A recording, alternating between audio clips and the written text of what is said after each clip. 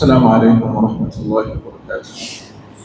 الحمد لله رب العالمين، صلى الله وسلم وبارك على نبينا محمد وعلى آله وصحبه أجمعين وسلم تسليما كثيرا إلى يوم الدين.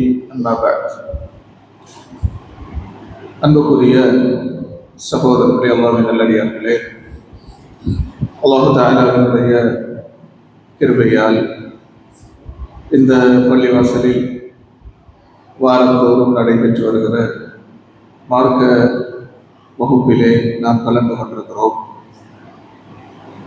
இப்படியான நல்ல சந்தர்ப்பத்திலே அகீதா வகுப்பிலே சஹாபாக்கள் பற்றி அறிய வேண்டிய விடயங்களின் தொடரிலே அபூபக்கர் ரலியல்லாஹு அன்ஹு அவர்கள் பற்றி இறுதியான அவர்களுடைய வாழ்க்கையின் கடைசி கட்டத்திலே நாம் இருக்கிறோம்.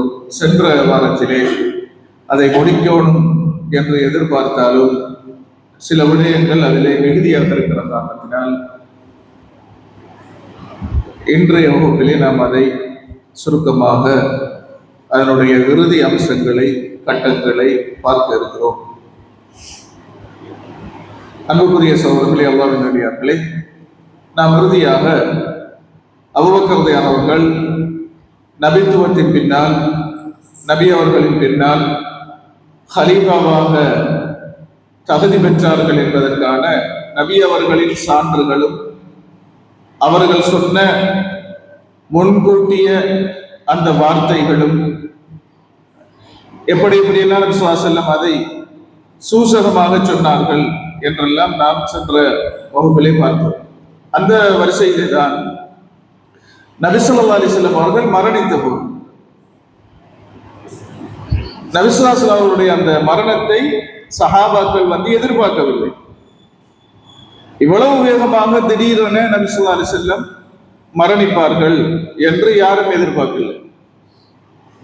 சாதாரணமாக நோய்வாய்ப்பட்டிருக்கிறார்கள் என்றுதான் எல்லா சஹாபாக்களும் எண்ணியிருந்தார்கள். இது மரணம் வரைக்கும் கொண்டு செல்லும் என்று எதிர்பார்க்கவில்லை.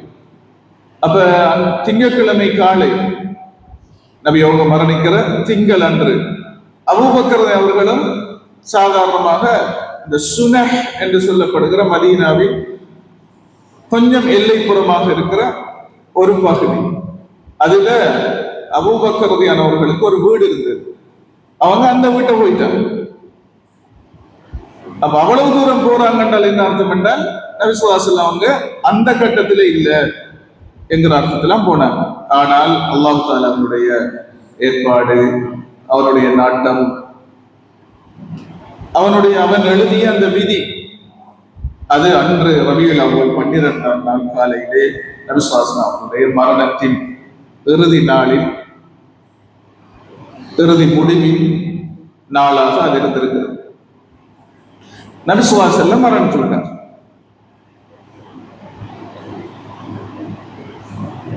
ஆயிஷா ரலியல்லாஹு அவங்களுக்கும் தெளிவாக தெரிஞ்சது நபி ஸல்லல்லாஹு அலைஹி வஸல்லம் மரணித்து விட்டார்கள். ஏன்? அவங்களோட மடியில தான் மரணித்தார்கள். அப்ப இறுதி தருவாயிலே நபிமார்களுக்கு அந்த விருப்பம் கோரப்படும். நபிமார்களுக்குரிய தனிச்சிறப்பு, அல்லாஹ் கொடுத்த தனிச்சிறப்புகள் ஒன்று இறுதி நேரத்தில் விருப்பம் கோரப்படும். வாழ விருப்பமா, ஏக இறைவனான மேலோன் அந்த நாயனை சந்திக்க விருப்பமா, விருப்பம் கோரப்படும். அப்ப புகாரியில வார அந்த நபி அவங்களுடைய இறுதி நாட்கள், இந்த இறுதி தருணம் சம்பந்தமாக வார ஹதீஸ்ல பார்க்கலாம். அப்ப ரசூல் ஸல்லல்லாஹு அலைஹி வஸல்லம் சொன்னாங்களாம், பலிர் ரஃபீகல் அலா, பலிர் ரஃபீகல் அலா, அந்த மேலோன் உயர்ந்தோனான அந்த நாயனின் தோழமையை நான் தெரிவு செய்கிறேன், அவனையே சந்திக்க விரும்புகிறேன் என்று நபி ஸல்லல்லாஹு அலைஹி வஸல்லம் இறுதியாக மொழிந்தார்கள் என்று ஆயிஷா ரலியல்லாஹு சொல்றாங்க. அப்ப அந்த நேரத்தில் அவங்களுடைய கை கீழே சாய்ந்தது என்று சொல்றாங்க ஸல்லல்லாஹு அலைஹி வஸல்லம். அப்ப ஆயிஷா நாயகி தெளிவாக தெரிஞ்சது மூத்தாயிட்டாங்க. ஆனா அந்த செய்தி அவங்க வெளியில சொன்ன உடனே நபி அவர்களுடைய அந்த மரணம் என்பது ஒரு பெரிய ஒரு விபத்து தானே, பெரிய ஒரு சம்பவம் தானே, எல்லோரையும் ஆட்டி போடுகிற ஒரு சம்பவம் தானே, நிலைகுலைய செய்கிற சம்பவம் தானே. அப்போ இந்த இடத்துலதான் அபூபக்கர் அவர்களுடைய அந்த உறுதியும் தெளிவும் நிதானமும் வெளிப்படுது. அப்ப உமர் ரலியல்லாஹு அவங்க வாழை ஏந்தி கொண்டு இருந்தாங்க பள்ளிவாசல். நபி ஸல்லல்லாஹு அலைஹி வஸல்லம் மௌத்தான் என்று யாராவது சொன்னால் அவனை நான் சீவி விடுவேன் என்று நிற்கிறான். ஏன் உமர் ரலியல்லாஹு நீங்க நம்ப மாட்டீங்களா? அது உமர் அவனுடைய நியாயம் என்னென்றால், நபி மார்க்கம் இன்னும் பூரணமாக இல்லை. அவங்கள பார்வையில் இன்னும் மார்க்கம் இருக்கிறது. திடீரென இப்படி நபி அவங்க மௌத்தாக மாட்டாங்க, பூரணப்படுத்தப்பட்டது பின்னா மௌத்தாகுவாங்க. அவங்கள எதிர்பார்ப்பு, அவங்களோட விளக்கம். ஆனா மார்க்கம் ஹஜ்ஜத்துல் விதாவில் வச்சு பூரணமாக்கப்பட்டு விட்டது. சூரா அல் மாயிதாவில் அல்-யௌம அக்மல்து லக்கும் தீனக்கும், உங்கள் மார்க்கத்தை இன்றுடன் நான் பூரணமாக்கி விட்டேன். அந்த வசனத்தை இறக்கி விட்டார்.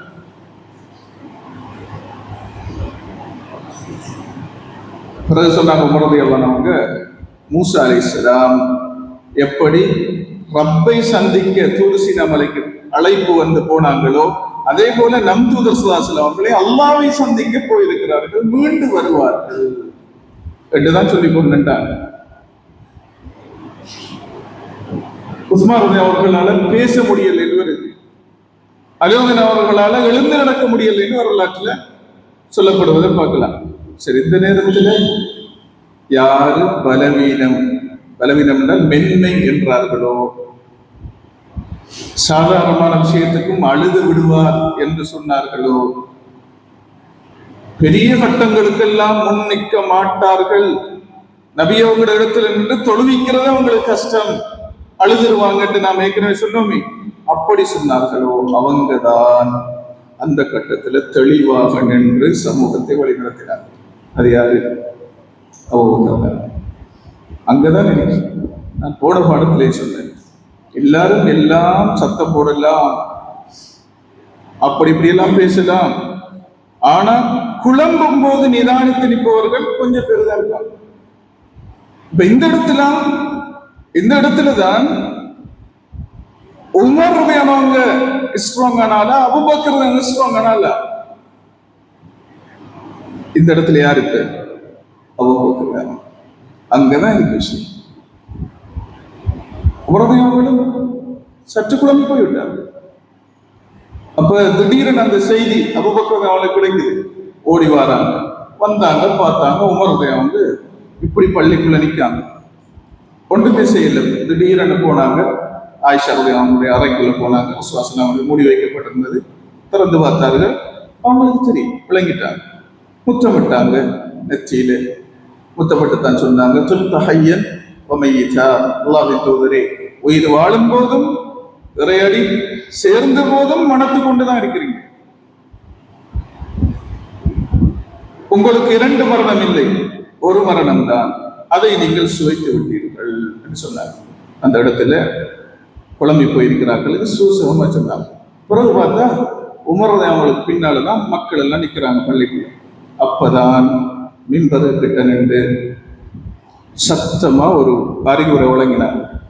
அதோட தான் டேர்ன் ஆயிடுச்சு. உமர் அவங்களோட நின்றாக்கெல்லாம் திரும்பி அபூபக்கர் அவங்களுடைய சூழோடி வந்தாங்க. என்ன சொன்னாங்க? அருமையான ஒரு வார்த்தையை சொன்னாங்க. அதுதான் தலைமைத்துவம். மக்கள் குழம்புற போது தலைமை குழம்பக்கூடாது. சொன்னாங்க, மங்கான அபு முஹம்மதன்,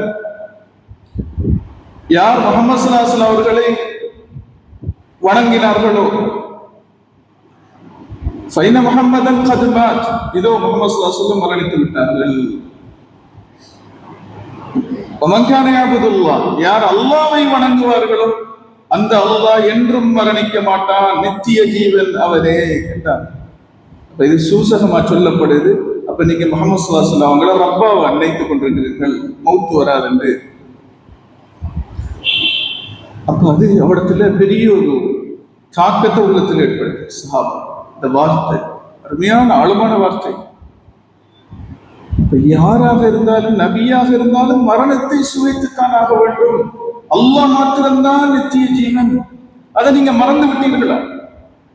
அதான் அந்த வார்த்தையின் அர்த்தம். பிறகு இது தன்னுடைய கருத்து இல்ல, இது அல்லாஹ்வின் வாக்குறுதி, அல்லாஹ்வின் வசனம். அல்லாஹ் குர்ஆன்ல சொன்னது என்ன? சூரா ஆல இம்ரான் 144வது வசனத்தில் அல்லாஹ் தஆலா சொல்றான், வமா முஹம்மதுன் இல்லா ரசூல், முஹம்மது ஸல்லல்லாஹு அலைஹி வஸல்லம் அல்லாஹ்வின் தூதரை அன்றி வேறில்லை. அவர்கள் அல்லாஹ்வின் தூதரே. கத் ஹலத் மின் கபலிக ருசுல், அவங்களுக்கு முன்னால நிறைய தூதர்கள் வந்து மறைந்து விட்டனர். அப்ப என்ன அர்த்தம்? இவங்களும் தோன்றி மறைபவர்களே. அந்த முஹம்மது ஸல்லல்லாஹு அலைஹி வஸல்லம் மரணித்தால், அவ் குதில அல்லது கொல்லப்பட்டு விட்டால், அல்லாஹ் தஆலா என்ன சொல்றான்? நபியும் மரணிப்பார்கள். அந்த நபி மரணித்தால் அல்லது கொல்லப்பட்டு விட்டால், இன்கலப்தும் அலா அகாபிக்கும், நீங்கள் தடம் புரண்டு விடுவீர்களோ. சுப்ஹானல்லாஹ்.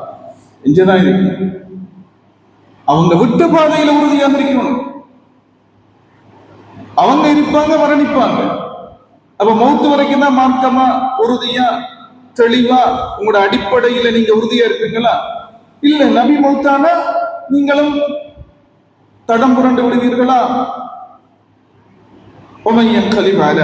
அப்படி யாராவது தடம் புரண்டு விட்டால், திசை மாறிவிட்டால், அவர்கள் அல்லாஹ்வுக்கு எந்த தீங்கையும் செய்வதில்லை, அவர்களே அவர்களுக்கு தீங்கு செய்து கொண்டார்கள். அந்த வசனம், இந்த வசனத்தை ஓதின உடனேதான் உமருடைய அவங்களுக்கு தெளிவே வந்துச்சு, நிதானம் வந்துச்சு. தெளிவாத்தான் இருக்கு இந்த வசனத்துல. நபி ஸல்லல்லாஹு அலைஹி வஸல்லம் அவங்களும் மௌத்தாகுவாங்கன்னு அல்லாஹ் சொல்லித்தான் இருக்கிறான். அதோடு தான் எல்லாரும் அபூபக்கர் அவங்களோடு சூழ ஓடி வந்தாங்க. இது இந்த கட்டம் முக்கியமான தருணத்துல, தக்க தருணத்துல, குழப்பமான தருணத்துல, எல்லாம் நிதானம் விளக்குற தருணத்துல அபூபக்கர் அவங்களுக்கு அல்லாஹ் தஆலா அந்த தலைமைத்துவ பண்பை முழுமையாக கொடுப்பார் என்பதை பார்க்கிறோம். பிறகு நபி ஸல்லல்லாஹு அலைஹி வஸல்லம் அவங்களுடைய ஜனாசா நல்லடக்க விஷயங்கள் நடந்து கொண்டிருக்கிற போதுதான் இந்த சகீஃபா பனி சாயிதா ஒரு நந்தவனம் இருக்கு. அது எங்க இருக்கு? மஸ்ஜித் நபவிக்கு மேற்கு பக்கமாக. இப்ப நீங்க போனா பார்க்கலாம், மஸ்ஜித் நபவியுடைய வளாகத்தை தாண்டி மேற்கு பக்கமாக போகல. இப்ப அந்த அந்த விஸ்தரிப்புல அதுவும் பள்ளியோட சேருது. அது ஒரு நந்தவனம், ஒரு பூங்கா.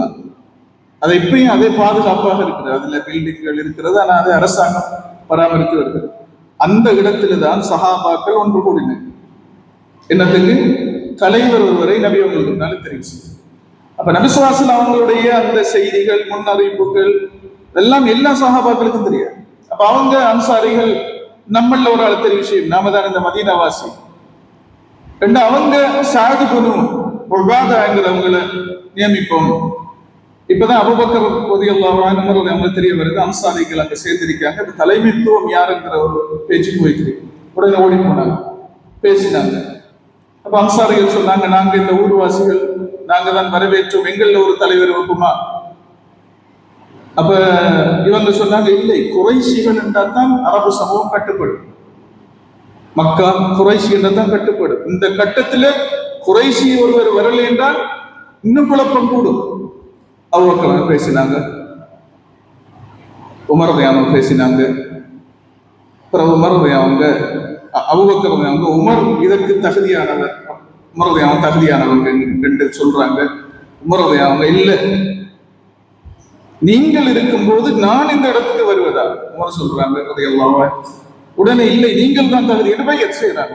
முதலாக அபூபக்கர் அவங்க ஹலீஃபா என்று பைஅத் செய்தது, அவங்களோட பேரை முன்மொழிந்தது, மக்களுக்கு அறிமுகம் செய்தது, இவங்க தான் தகுதி என்று சொன்னது, பைஅத் செய்து உமர் அவங்க பைஅத் செஞ்சாங்க. அதை கண்டோடனே இல்ல சஹாபாக்கள் ஓடி வந்து அபூபக்கர் அவர்களை பைஅத் செய்து கொண்டாங்க. பைஅத்ங்கிறது இஸ்லாத்தில் ஒருவர் ஹலீஃபாவாக நியமிக்கப்படுவதற்கு மார்க்கம் ஒரு அங்கீகாரம் கொடுக்கிற முறைதான் அந்த பைஅத். அது செய்தால் அது அல்லாஹ்வுக்கு முன்னால் செய்த ஒரு உறுதிமொழி மாதிரி, அதான் அந்த பைஅத். அதை செய்து கொண்டார்கள். அடுத்தண்டு மக்கள் எல்லாம் பள்ளிவாசலில் அந்த பைஅத்தை செய்து கொண்டார்கள். ஏகோபித்த முடிவாக, திடீரென நடந்தாலும் ஏகோபித்த முடிவாக அபூபக்கர் அவங்க ஹலீஃபா தெரிவு செய்யப்பட்டார். இதற்கு பின்னால குழப்பங்கள், பிரச்சனைகள் வர ஆரம்பிக்கிறார். ரசூலுல்லாஹி ஸல்லல்லாஹு அலைஹி வஸல்லம் அவர்களுடைய ஜனாஸா நல்லடக்கப்பட்டு நாட்கள் கடந்து செல்ல முதலாவது விஷயம் அபூபக்கர் என்ன பிரச்சனைகளை எதிர்கொண்டார்கள், எப்படி அடக்கினார் என்று கேட்டால், இஸ்லாம் பறந்து விரிந்து போனாலும் இந்த மக்கா வெற்றிக்கு பிறகு இஸ்லாத்துக்கு வந்தாங்களே, ஊராக, நாடு, தேசங்களாக, கோத்திரங்களாக வந்து இணைந்தார்களே, அவர்கள் எல்லோரும் இன்னும் ஸ்ட்ராங்காக மக்கா, மதீனா, அதை அந்நிய பிரதேசங்களில் வாழ்பவர்களுக்கு இருக்கிற அந்த தெளிவு, இந்த விளக்கம், நபியோடு இருந்து கற்றுக்கொண்ட அந்த பாடம் அவங்களுக்கு இல்லை. அவங்க இஸ்லாத்தை ஏற்றி எவ்வளவு காலம் இருக்கும்?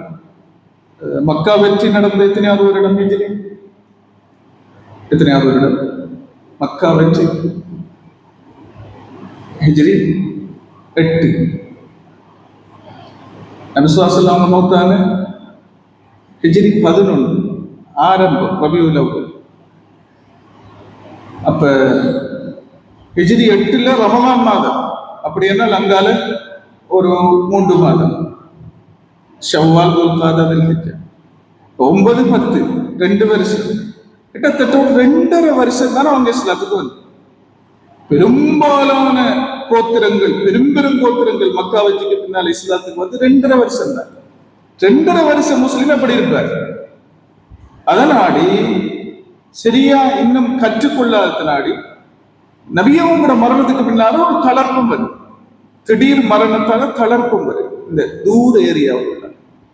அதுல விசேஷமாக முதலாவது அபூபக்கர் அவங்க நபி ஸல்லல்லாஹு அலைஹி வஸல்லம் மரணிக்கிறதுக்கு சில தினங்களுக்கு முன்னால உசாமா இப்னு ஸைத் அவங்களோட தலைமையில ஒரு படையை தெரிவு செய்து தயார் செய்து அனுப்பினாங்க. அதாவது சிரியா, இப்ப இருக்கிற சிரியாவின் எல்லை பகுதி, குறிப்பா அந்த புல்கான் என்று சொல்லப்படுகிற அந்த பிரதேசம், அதுக்கு உசாமா ரலியல்லாஹு தலைமையில ஒரு படையை தெரிவு செய்தாங்க, அனுப்பியிருந்தாங்க. அந்த படம் மதீனாவுக்கு வெளியில போய் மதீனாவை விட்டு புறப்பட்டு போற நேரத்துல நபி ஸல்லல்லாஹு அலைஹி வஸல்லம் திடீரென மௌத்தாங்க. அதனாலே அந்த படம் அவடத்திலே முகாமிட்டு இருந்தது, போகல.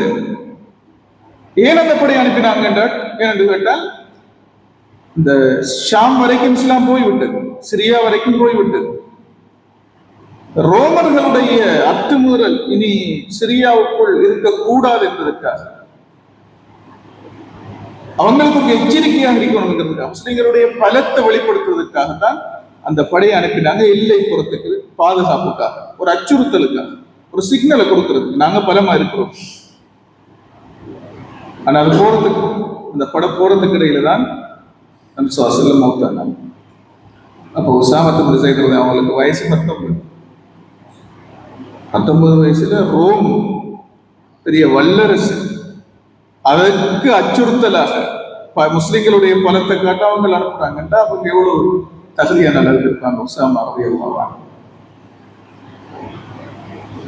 அபூபக்கர் கலீஃபா ஆன உடனே அந்த படைக்கு சொன்னாங்க, உடனடியா நீங்க போங்க. சஹாபாக்கள் சொன்னாங்க, மக்கள் குழம்பி போயிருக்கீங்க, இப்ப மதீனாவை முனாஃபிக்குகள் இருக்காங்க, யூதர்கள் இருக்காங்க, முஸ்லிம்கள் இருக்காங்க, திடீரென நபி அவங்க மௌத்தாயிட்டாங்க, பாதுகாப்பை பலப்படுத்தும். இவ்வளவு பெரிய படையை வெளியில் அனுப்பிவிட்டால் அவசரத்துக்கு என்ன செய்யுது? உமர் சொன்னாங்க, ஏனைய சஹாபாக்கள் சொன்னாங்க, இப்ப அனுப்ப வேண்டாம். அபூபக்கர் அவங்க என்ன சொன்னாங்க? அனுப்பித்தான் ஆகுவேன். நபி தூக்கி பிடித்த அந்த கொடி, தூக்கி கொடுத்த அந்த கொடியை நான் ஒரு காலம் கீழே பறிக்க மாட்டேன். அது உயர்ந்து போய்த்தானா ஆக மாட்டான், என்ன நடந்தாலும் போய்த்தானா ஆக மாட்டான். அந்த போயிடுச்சு, போய் அங்க போய் எந்த அச்சுறுத்தலும் இல்லாமல் இடையில கோத்திரங்கள், பெரும் கோத்திரங்கள் எல்லாம் இஸ்லாத்தில் சந்தேகித்து புதுசாக இஸ்லாத்துக்கு வந்தார்கள். இவங்களை எதிர்த்தாங்க, எல்லாரையும் வெற்றி கொண்டு வெற்றி வாகை சொல்லி திரும்பி வந்தது. இப்பதான் போரிடம் எல்லாம் பேசிக்கொண்டாங்களாம், நாம நினைச்ச நபி அவங்களுடைய முஹம்மது ஸல்லல்லாஹு அலைஹி வஸல்லம் மரணத்தோட இஸ்லாம் மதீனா எல்லாம் முடிஞ்சிரும் என்றுதான் இது மௌத்தான அதே நாள்ல இருந்து எப்படி பெரிய ஒரு படம் வருகிறது என்றால் அது கடும் பலமாகத்தான் இஸ்லாம் இருக்கிறது என்று எல்லாரும் பேசிக்கொண்டாங்க. அப்ப அந்த பட அபூபக்கர் அவங்க அனுப்புறதுக்கு ஹைர், அந்த முடிவுல ஹைர் இருக்கின்றது காட்டு. இது ஒரு விஷயம். சுருக்கமாக இன்னும் 2 விஷயத்தை சொல்லி கொடுத்துக் கொள்வேன். அடுத்த பிரச்சனை ஸ்டார்ட் ஆகும். அபூபக்கர் அவங்களுடைய காலத்துல அவங்க எதிர்கொண்ட மிகப்பெரிய சவால் தான் நபியவங்களோட மரணத்துக்கு பின்னால கொஞ்சம் பேர் இஸ்லாத்தை விட்டு வெளியேறுங்க, புதுசாக இஸ்லாத்துக்கு வந்தார். பெரும் கோத்திரங்கள் தூர இருந்தார். யமன்ல அப்படி தூர பிரதேசங்கள் இருந்த ஒரு குறிப்பிட்டாக்கள் இஸ்லாத்தை விட்டு வெளியே சென்று விட்டார். எனவே நான் சொல்றேன், அந்த முர்த்தத்தீங்கள் அபூபக்கர் காலத்துல நடந்த ரித்தத் என்று சொல்வது. இன்னும் சிலாக்கள் சொன்னாங்க, இன்னும் ஒரு குழு, இது 2வது, ஒரு குழு இஸ்லாத்தையே விட்டுட்டு போயிடுச்சு. இன்னொரு குழு ஜகாத்தை நாங்கள் செலுத்த மாட்டோம். அபூபக்கர் அவங்களுக்கு இந்த கலீஃபாக்கு ஜகாத்தை செலுத்த மாட்டோம். ஏன் செலுத்த மாட்டீங்க? அது ஜகாத்தை வசூலிக்க நபி ஸல்லல்லாஹு அலைஹி வஸல்லம் உரை தூதருக்குத்தான் அந்த ரைட் இருக்கு, கலீஃபாக்கு இல்லை. அவருக்கு எப்படி நாங்கள் கொடுக்கிறோம் விளக்கம் போல. இது ஒரு குழு. 3வது ஒரு டீம் தலை தூக்கிச்சு, நான் தான் நபி. முஸைலமா அல்-கத்தாப் இப்ப இருக்கிற ரியாத் பகுதியில் நான் நபி. நபியோட காலத்திலே தோன்றினாலும் உத்வேகம் எடுக்குது. யமன்ல அல் அஸ்வத் அல் அன்சிங்கிறவர் நான் தான் நபி. பொய் நபிமார்கள் கிட்டத்தட்ட ஒரு 10 பேர், அவங்களுக்கு பின்னால் பெருங்கூட்டங்கள். இப்படி குழப்பம். எல்லாத்தையும் கட்டுப்படுத்தல் என்றால் குழப்பம் இன்னும் ஒரு குழப்பம் இன்னொரு குழப்பத்தை உருவாக்கும், அது இன்னொரு குழப்பத்தை உருவாக்கும். நபியவங்க மௌத்தான ஒரு சோதனை தான் அது. இதுக்கு யாரு அல்லாஹ் தஆலா வச்சிருக்காங்க? இதெல்லாம் கட்டுப்படுத்த அபூபக்கர் அல்லாஹ் தஆலா வைத்திருக்கிறார். இப்ப இந்த இடத்துல கேள்வி வரும், ஏன் அல்லாஹ் தஆலா நபி மௌத்தானதுக்கு பின்னாலும் இந்த சமூகத்தை அப்படியே பாதுகாப்பாக அமைதியாக வச்சிருக்கிற மாதிரியே அந்த ஏற்பாடு அல்லாஹ் செய்யல? இவ்வளவு குழப்பம் வந்திருக்கு என்று நம்மளோட மனசு சொல்லு. குழப்பத்தை எதிர்கொண்டு அதை வெற்றி கொண்டாதான் வாழ்க்கையில இன்னும் நிறைய விஷயங்களை செய்யலாம். பாதுகாப்பான ஜோன்ல வச்சால் நாம பலவீனர்களாக இருப்போம், பாதுகாக்க மாட்டோம். ஒரு பிள்ளைய ரொம்ப பாதுகாப்பா வளர்த்து பாருங்க.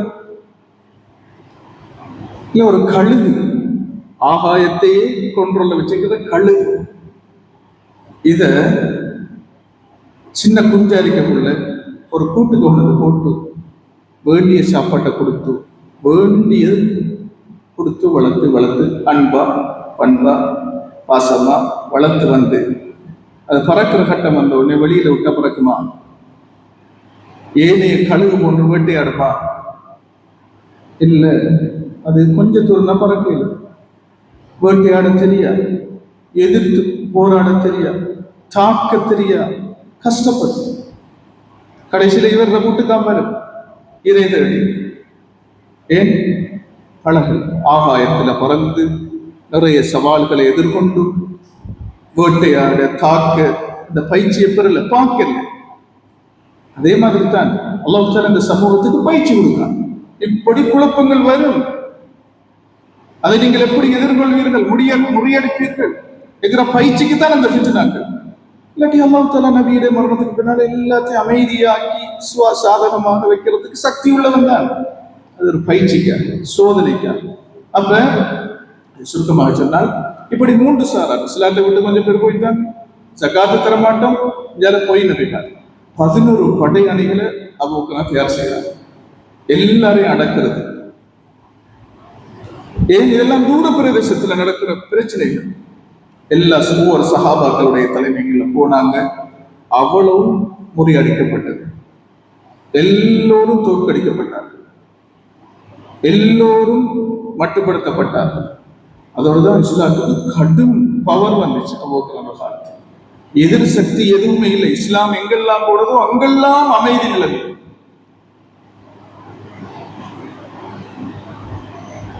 இப்படி இருக்கப்பட்டதான் இன்னொரு பிரச்சனை தோன்றும், சவால். என்னது? அதுதான் யமாமா யுத்தத்தில், அதாவது முஸைலமா அல்-கத்தாப், பனு ஹனீஃபாங்கிற அந்த கோத்திரம் தான் அவரை முழுமையாக நம்பி இறை தூதர்னு சொல்லிட்டு இருந்தாங்க. அங்க நடந்த யுத்தத்துல அதுவும் நாம் சாதாரணமாக நினைக்க கூடாது. எக்கச்சக்கமான சஹாபாக்கள் கொல்லப்பட்டார்கள், சாதாரணமாக அடக்கப்படவில்லை. அதுல ஹாரிஸ்மாரு கூட மூத்தாயிட்டாங்க, ஷஹீதாக்கப்பட்டாங்க.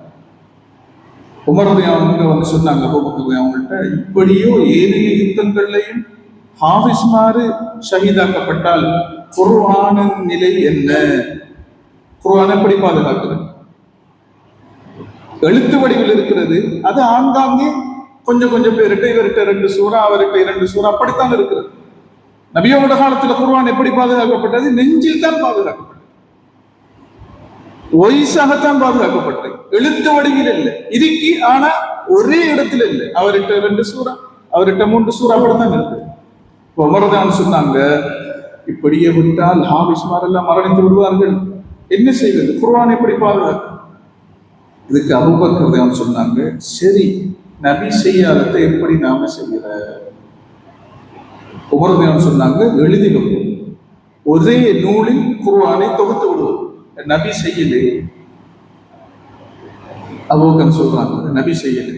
பிறகு உமரதையானவங்க மீண்டும் மீண்டும் வந்து சொன்ன உடனே அதுல நன்மை இருக்கிறது, ஹைர் இருக்கிறது. இப்பதான் ஆகப்பெரிய பணி இன்றைக்கு நம்மளோட கையில் எழுத்து வடிவில் இருக்கிறது என்று குர்ஆன்.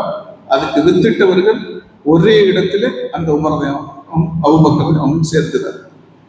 அபூபக்கர் காலத்துல அந்த குர்ஆன் ஆங்காங்கே ஒவ்வொரு சஹாபாக்கள்கிட்ட இருந்தது அப்படியே எடுத்து ஒரே நூலாக தொகுப்பாக தொகுக்கப்படும். இந்த பணியை அபூபக்கர் அவங்க இந்த உம்மத்துக்காக செய்தார். இப்படி ரித்தத்தை அடக்கி பொய் நபிமார்களை தோற்கடித்து குர்ஆனை தொகுத்து அந்த பணி முடிஞ்சக்குள்ள அவங்களுடைய மரணமும் நெருங்குது. அபூபக்கருடைய ஆட்சி காலம் 2 வருடமும் 3 மாதங்களும் 10 நாட்கள் தான். இவ்வளவெல்லாம் செய்து வரக்குள்ள அவங்களுக்கு 63 வயது. நபியின் வயதும் அபூபக்கர் அவங்க மரணிக்கிற வயதும் 2 ஒன்றுதான். நபி அவங்களுக்கு 63 தான், அபூபக்கர் அவங்களுக்கு 63 தான். அதுல ஆச்சரியம், உமர் அவங்களுக்கு 63 தான் மரணிக்கும். 3 பேரும் ஒரே இடத்துல தான் நல்லடக்கம் செய்யப்பட்டது. உமர் அவங்களுடைய அந்த சம்பவம் அடுத்து வரலாற்றில் நாம் அதை சொல்லுவோம், எப்படி அது நடக்கிறது. அந்த 3 பேரையும் எப்படி சேர்றாங்க ஒரே இடத்துல, வாழும் போதும் ஒன்றாக இருந்து மரணித்தும் ஒன்றாகவே அவர்களை உறங்கிக் கொண்டிருக்கிறார். அது மிகப்பெரும் சான்று, சாட்சி உலக மக்கள். 3 பேர் ஒன்றாக இருப்பது மிகப்பெரும் சாட்சி. அது அப்ப அபூபக்கர் அவங்க இதெல்லாம் முடிச்சு வரும் போது அவங்களுடைய ஆயுதம் அல்லாஹ் தஆலாவுடைய ஏற்பாடு முடிவடைகிறது. ஹிஜ்ரி 13 ஜுமாதல் ஆஹிர் மாதம் 10வது நாள் 63வது வயதுல அபூபக்கர் அவங்க மரணிக்கிறார்கள். சாதாரணமான ஒரு நோய்வாய்ப்பட்ட நிலையில், அவதிப்படுகிற நோய்கள் இல்லாமல் சாதாரண அவர்களுக்கும் சில செய்திகளில் ஒரு காய்ச்சல் தான், அதன் மூலமாக அவர்கள் மரணித்தார்கள் என்று வரலாற்றை பார்க்கிறோம். இப்படி அன்புக்குரிய சகோதரர்களே, அல்லாஹ்வின் நல்லடியார்களே, சஹாபாக்கள் வரலாற்றில் அதில் விசேஷமாக அஷரஃபுல் முபஷ்ஷர் என்கிற இந்த 10 சஹாபாக்கள் வரலாற்றில் அதிலும் விசேஷமாக அபூபக்கருடைய வரலாறு என்பது மிகவும் அற்புதமான வரலாறாக, படிப்பினைக்குரிய பாடங்கள் நிறைந்த வரலாறாக நமக்கு இருக்கிறது என்பதை இந்த விடயங்கள் சொல்லிக் கொண்டிருக்கின்றன. இவற்றை படிக்கிற போதுதான் நமக்கு இஸ்லாத்தின் வரலாறு, சஹாபாக்களின் மகிமை, அருமை, பெருமதி, அவங்களை விமர்சிப்பவர்கள் அல்லது தரக்குறைவாக பேசுபவர்கள் எவ்வளவு அறிவியலிகளாக இருக்கிறார்கள் என்பதையெல்லாம் இந்த வரலாற்றிலிருந்து நாம் படிக்க முடிகிறது. எல்லாம் அல்லாஹ் சுப்ஹானஹு வ தஆலா இப்படியான வரலாறுகளை வந்து படிப்பினை பெற்ற மக்களாக நம் அனைவரையும் ஆக்கி வருவானாக. வஆஹிரு தஅவானா அல்ஹம்துலில்லாஹி ரப்பில் ஆலமீன்.